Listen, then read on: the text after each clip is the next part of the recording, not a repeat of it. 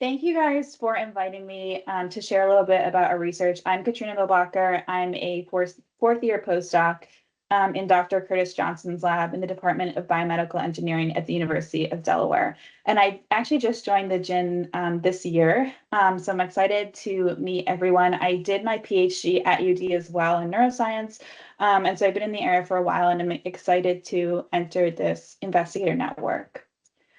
Okay, so we're going to be talking today about women's brain health. So I wanted to just give a short overview of the HPG axis, which is really what regulates the hormones throughout the body.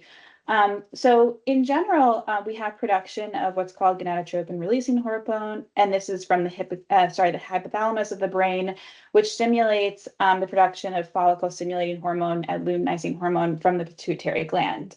And then from there, the hormones will enter the blood and they will access the uterus and the ovaries. And the ovaries are known as the gonadal hormones in women. And these areas produce the estrogen and progesterone that we know as the typical gonadal hormones that then circulate through the blood, enter back into the brain, and sort of signal more gonadotropin releasing hormone to be produced. So you have this feed-forward loop that is stimulated by the egg release from the ovary into the fallopian tubes, which, if fertilized, will then be implanted into the uterus. And so we know that fluctuation of these hormones changes across the female lifespan and really starts with puberty and then fluctuates through the reproductive years all the way until the menopause transition. And so generally, I have these graphics showing sort of the population-based standards for these hormone fluctuations, but we know that these profiles vary considerably between individuals and that biological sex and gender identity exist along a spectrum. However, the principles of the hormone-brain interaction that I'll be talking about today do apply broadly. And so I'm happy to answer any questions at the end, but these are sort of the templates that I'll be using to discuss this.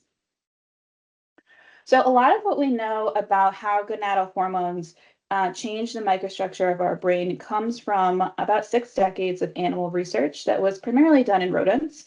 And so here I'm just showing you that rodents have a very similar menstrual cycle, which is known as the estrous cycle. The main difference is that there is no menstrual phase.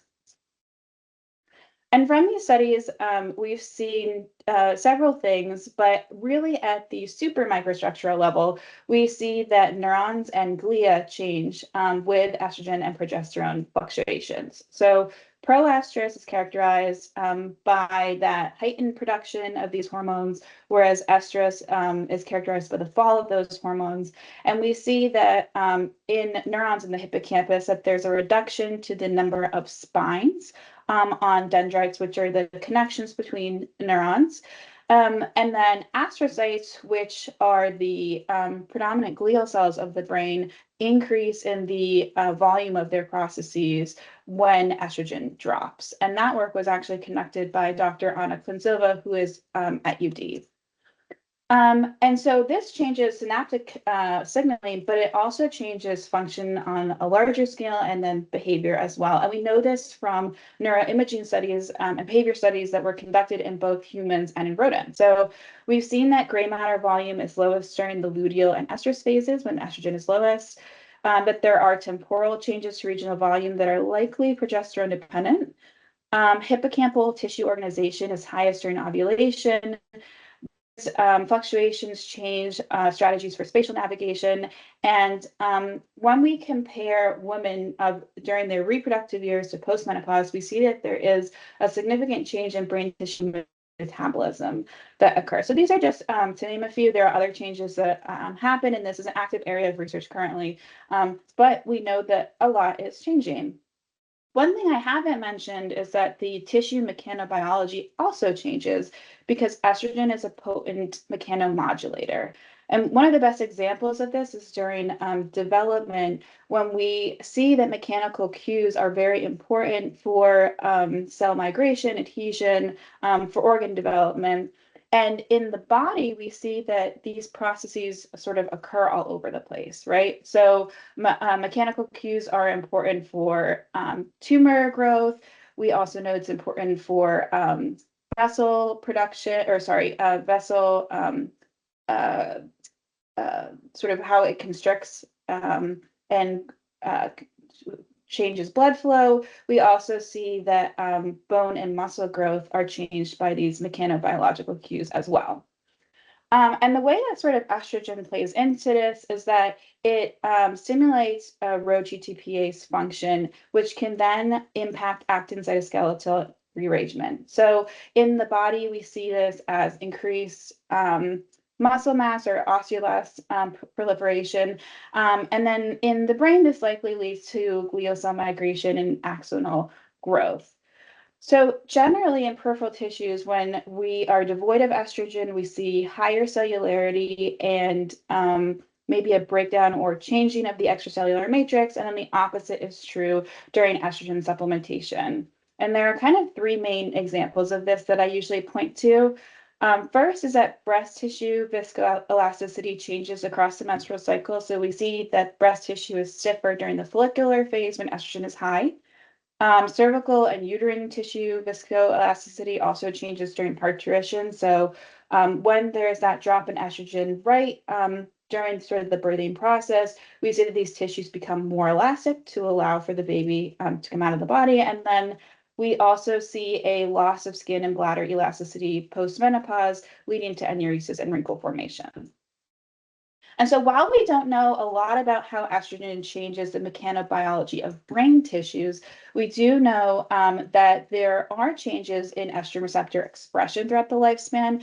And this was a study that was published just last year, showing that the expression of these receptors is likely increased post-menopause when there is that significant reduction in estrogen availability, sort of as a compensatory mechanism. And so while we don't really know how these things influence tissue mechanobiology, we see this as sort of uncharted territory through which we're really excited to explore. So we predict that estrogen and progesterone have a large effect on tissue mechanobiology, but kind of identifying ways to track that and understanding what that means for brain function and health is sort of the next steps of this research. So how do we look at mechanobiology through the skull? We know that when we extract tissue samples and we put them in a dish, we can basically press on them using atomic force microscopy, and that allows us to measure tissue stiffness and viscosity or damping ratio. But to do this non-invasively, we use what's called magnetic resonance elastography, or MRE. And during this process, we apply slight vibrations to the outside of the body, which then go through the body to internal organs and displace tissue by about 5 to 10 microns, so very minimally. This technique is actually FDA approved and the gold standard for staging late-stage liver fibrosis. So here I'm just showing you that in late stages of about 3 to 4, it's really hard to differentiate between the fibrotic amount or damage histologically, but then when we use MRE, you can see a significant change in the stiffness of that tissue using this non-invasive technique. And the Johnson lab was one of the first labs to really pioneer the use of brain MRE. So now we're a growing field, but what we're able to do is put people on basically a vibrating pillow in the scanner, and this is going to displace brain tissue again by that 5 to 10 microns, very minimally, not changing function or damaging the brain at all. And from there, we're able to use algorithms to calculate the stiffness and damping ratio of these tissues. And this is going to tell us about the spring behavior or the viscosity of the tissue, which we know characterizes tissue composition and organization. So when I entered the lab in January 2023, I was tasked with adapting this protocol for use on rodents because we wanted to be able to manipulate certain things and look at how this changed tissue stiffness and damping ratio, and then also look at the histology to validate our findings.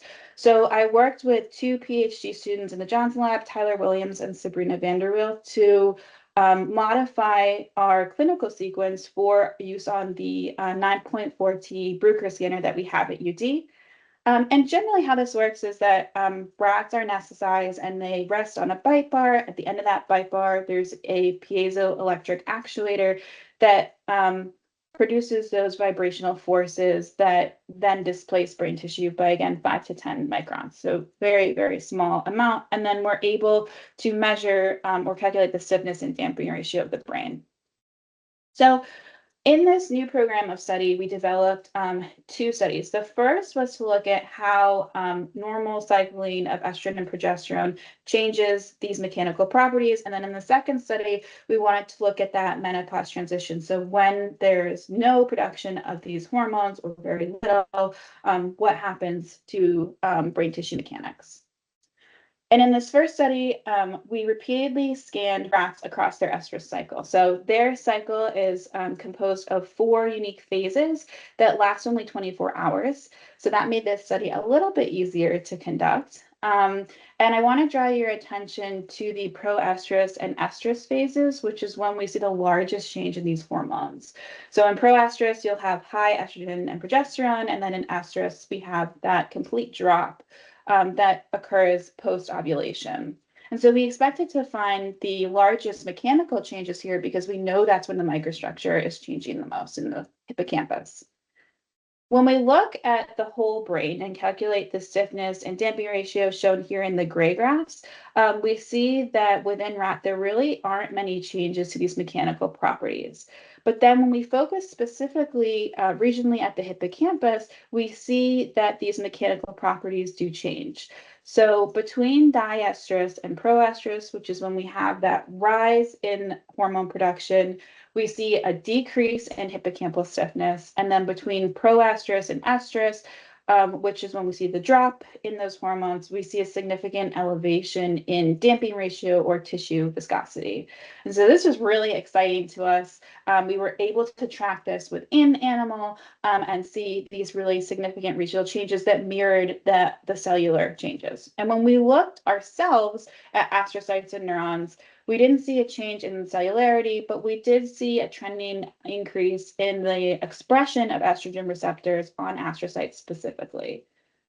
Okay, but the next phase of the study was to really manipulate availability of those hormones. So it appeared that estrogen was really important for these changes in the mechanobiology of the hippocampus, but we wanted to see what would happen if we antagonized estrogen receptors using a peripheral fulvestrant injection.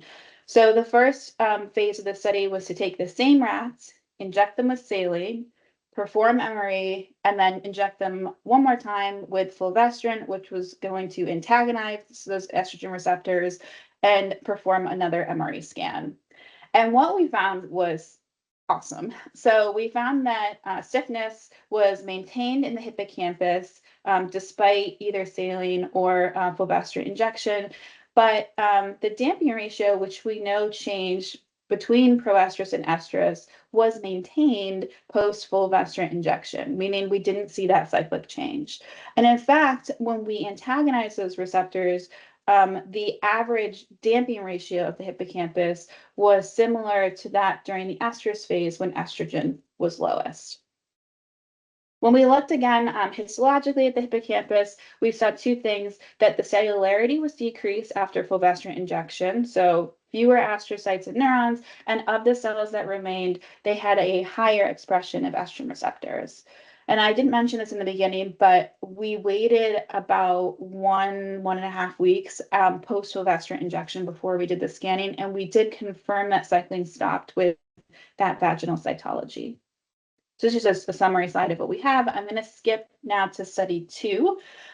So study 2 is looking at that menopause transition. This was really motivated by findings from the Women's Health Initiative that began in the 1990s. So this is a series of studies totaling over 160,000 women aged 50 to 79 across 40 clinical sites. And the goal of this study was to determine if estrogen supplementation post-menopause would lead to better cardiac and musculoskeletal outcomes. The results were really surprising. While they did find a positive benefit of estrogen supplementation on bone density, they did not find a benefit on cardiovascular risk. And so the study kind of showed two things. First, that the average age of menopause onset is actually much earlier. It's probably between 40 to 50 years, and that likely the timing of supplementation matters. So it might be the case that you need to supplement these hormones during that transition perimenopause state rather than during menopause when there's really been a lack of the production of these hormones for some time. And the perimenopause transition can last a few years. So again, it's quite a significant amount of time. But what's really difficult for sort of progressing this research and supplementation intervention is that we don't always know when women are going through perimenopause, and it's hard to identify these changes in different organ systems. And so we thought this might be a really critical application for MRE. So in the second study, we induced surgical perimenopause through unilateral ovarectomy or menopause through bilateral ovarectomy in rodents that were aged about 11 months. So elderly rodents.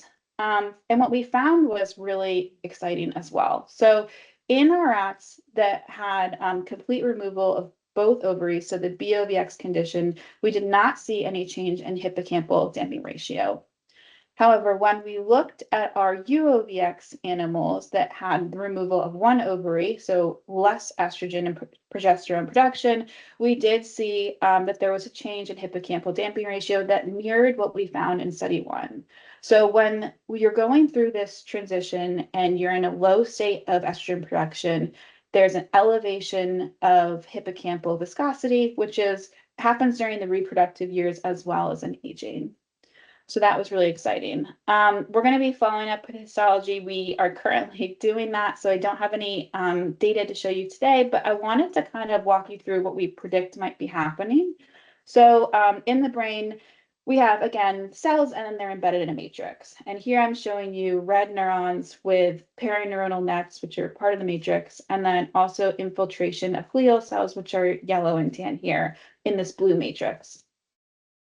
We understand that when there's high cellularity but loose matrix, so the cells are kind of jiggling around in the organ, that there's usually higher damping ratio and lower stiffness when we measure with MRE.